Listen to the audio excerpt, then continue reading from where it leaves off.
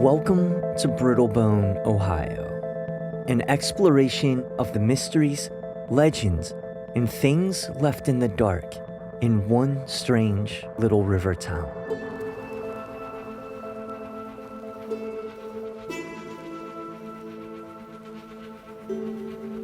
My name is Chance Sinclair, and in many ways, you could say this project started up on a hill in Brittlebone, in the gymnasium of OHIGho Elementary School, at the scholastic bookfair the school had every year. I did grow up being obsessed with the books that had titles like 101 of the World's Greatest Mysteries and 13 Haunted Tales to Curl Your Toenails. Those collections of little bite-sizable chapters about the spooky, mysterious stuff said to be going on in the world around us. This podcast project is cut from that same mold.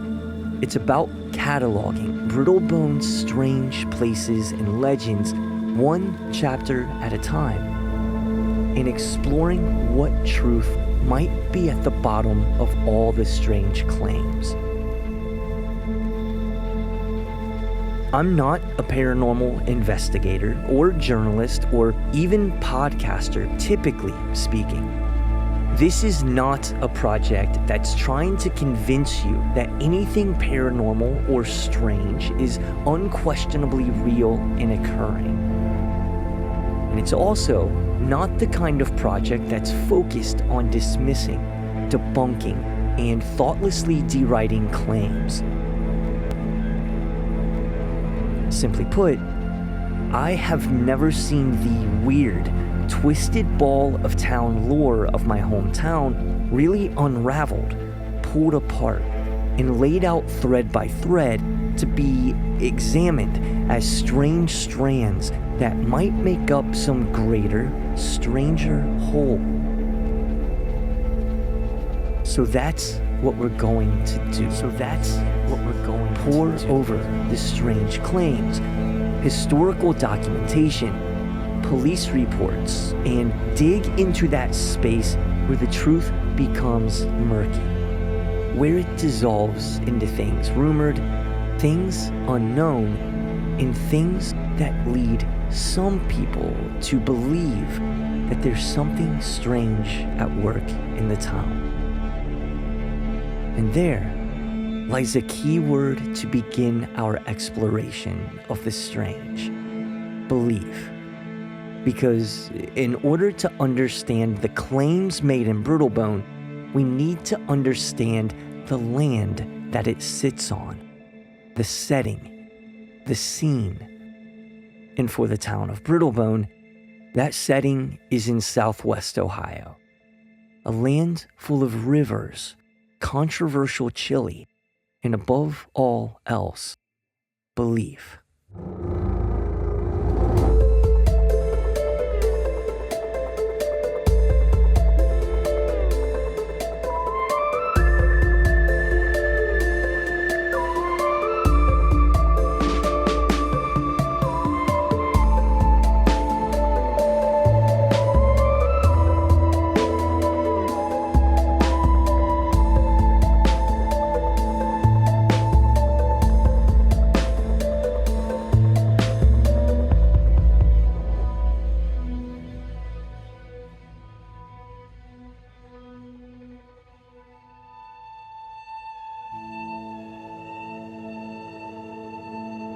The state of Ohio, like the United States around it, is a land that is loud in its beliefs. Take a quick trip up I-75 between Cincinnati and Dayton, and this will be quickly proven true. You'll find a mammoth 50-foot tall Jesus waiting for you along the side of the highway, a behemoth work of idol creation constructed by a local church. Just to emphasize the determination of belief on display here, this 50-foot tall sculpture was raised in the exact same place where once an even more gargantuan 62-foot tall sculpture of Jesus once rose up from the ground, stretching its massive arms up to the sky in a dramatic pose that had earned it the nickname Touchdown Jesus before the effigy had been struck by a bolt of lightning, was set aflame, and burnt down to its charred skeletal steel remains.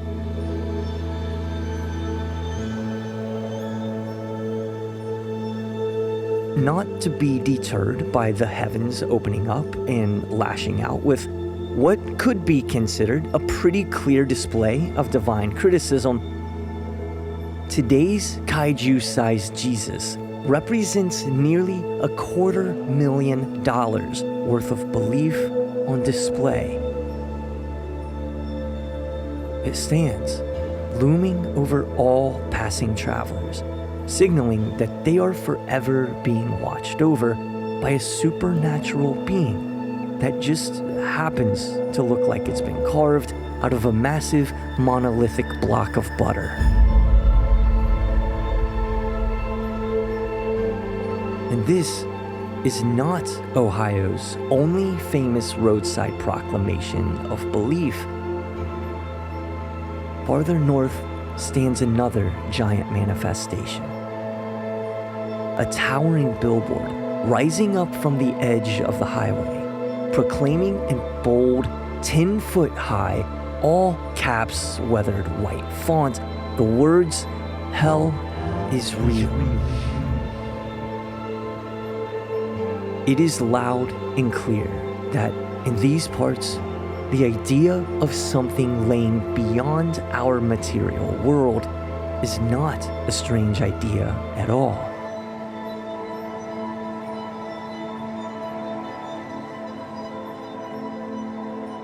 In the farthest northern reaches of the state, you'll find the city dubbed Believeland. It's a nickname for Cleveland that pays homage to the idea that if enough people believe in something hard enough, that the belief itself can manifest a reality. In the case of Cleveland adopting the nickname Believeland, that reality is mostly referring to pro sports championships, but it's not all just King James and Big Butter Jesus that are said to be hanging around, bringing miracles to the Buckeye State. If we're exploring legends and events that range from the odd to the downright unbelievable, well then there's no doubt that Ohio is a place where the unbelievable finds itself at home. Headline edition, July 8, 1947. The Army Air Forces has announced that a flying disc has been found and is now in the possession of the Army. Army officers say the missile, found sometime last week, has been inspected at Roswell, New Mexico, and sent to Wright Field, Ohio, for further inspection. The wreckage of the most famous UFO incident in American history, the Roswell incident, was reportedly transported immediately to a new home at Wright-Patterson Air Force Base in Dayton, Ohio. This Ohio base became home to the now famous Project Blue Book, which, if you're unfamiliar, was the United States Air Force's very real first systematic study of unidentified flying objects that took place throughout the 1950s and 60s. But it's not just in hyper-classified, super-secret underground military bunkers that Ohio keeps its UFOs. County Dispatch. Okay. Bob, I swear to God, 4 calls in on an unidentified object over Liberty. 4 calls. 4 calls on an unidentified flying object. All right, let's check it out. It was a blue-green object hovering, no noise. It was in the area of 5th Avenue Extension. I'll go that 5th Avenue Extension just came in. This is just in now. I see some lights. It's over 1 block from me. I'm going to try to get over there. I got to go down the street here. It's a large object, whatever it is. 996, you advised you don't see anything? You could see a red glow up in the sky. It was huge. Like, huge. But they're telling me blue-green because the media called this woman was crying crying hysterically. She's like, oh my God, and she's screaming, and they're like, oh God, and they call me, and I'm laughing it off because I can't, I'm not going to cause a panic. Well, with me, I saw this big red, it was glowing in the sky. This thing wasn't more than about 50 feet off the ground. And he goes, well, maybe it's a helicopter. I said, well, I heard from 4 people, something that low to the ground would be making a hell of a noise. This thing wasn't making no noise. I know. Because I rolled down, when I saw the glow, I rolled down my window, I didn't hear a sound. The only sound I heard was my car. Well, was it moving, or was it just... Yeah, it was glowing. It was moving. You could see it like up in the air, glowing and getting further away from me. This thing, whatever it was, lit up, I mean, literally, if you were underneath it, you could see it would be like daylight, but red light. There was about 10 other people in Liberty who were just swearing up and down they saw a UFO. I know everybody and their brother's going to be calling tomorrow. That's a police dispatch recording from Trumbull County, Ohio, when, one night of December 14th, 1994, allegedly a townsful of people, including no less than 8 police officers, reported seeing strange, unexplainable light coming from crafts hovering silently above the town. The crafts looked like, well... Come on down, you'll see me parked. I've been watching this thing through my binoculars. I can't quite make it out. It changes colors from white to red to green. But the sucker has not moved. It hasn't gone any direction since I've been watching it. It's a good 10 minutes. This uncanny incident is far from alone.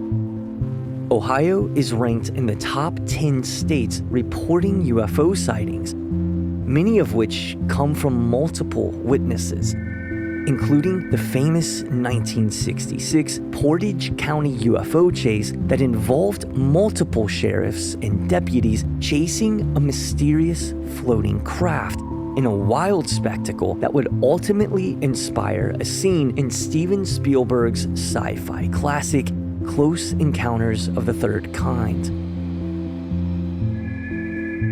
I include this information to illustrate a point about some of this strange material we'll be covering with this project.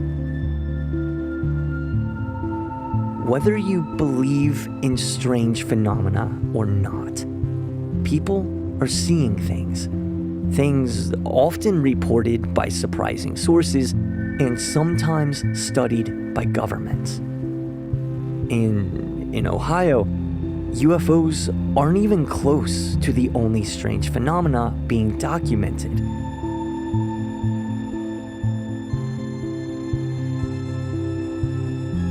Libraries could be filled with volumes of books accounting for all of the ghostly and haunted happenings said to take place here.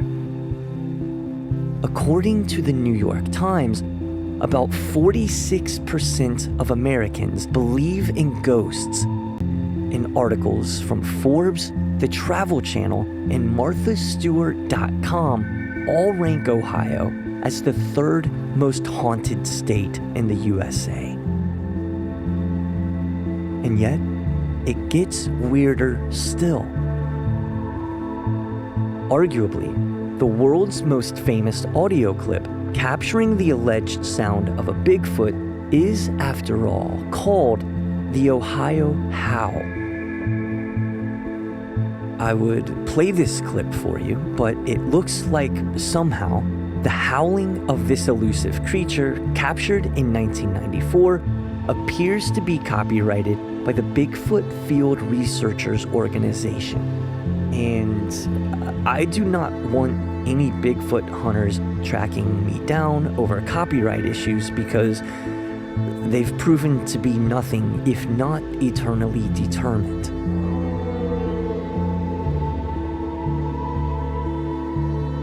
Yet, despite all of this vast documentation, massive archives worth of books, podcasts, TV shows pouring over the hauntings, mysterious creatures, unexplainable sightings, and otherworldly events alleged to have happened in our world, I have yet to encounter the full stories told of one little town where all of these things seem to be condensed and rooted deep into the soil. This is the oddly named town of Brittlebone, Ohio. The town where I was raised, and a town full of belief that strangeness runs deep there. I've always figured, with the amount of paranormal coverage out there, the town would have been feasted upon by now, featured in at least 1 or 2 low-budget documentaries covering its strange claims. But something about the town and its tales seems to have kept it in the dark. Somehow, inexplicably, Brittlebone has kept its secrets.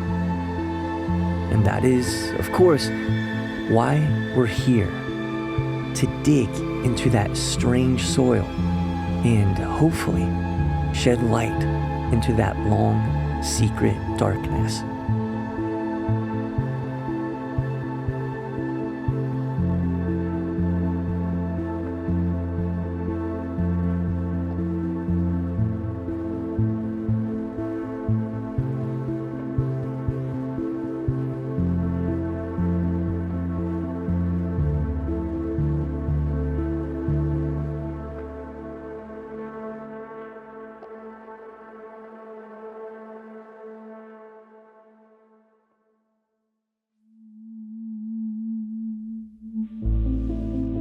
Brittlebone, Ohio is produced by me, Chance Sinclair, and I just wanted to take a real quick moment to thank you so much for listening. This show is a fully independent venture. It's just me, and the support that episode 1 got was genuinely overwhelming. So again, I wanted to say thank you, and I also wanted to encourage you to reach out. If you have any questions, comments, corrections, or suggestions, please feel free to contact me via the show's socials at BrittleBonePod across social media platforms, email at brittlebonepod@gmail.com, visit our website at brittlebonepod.com.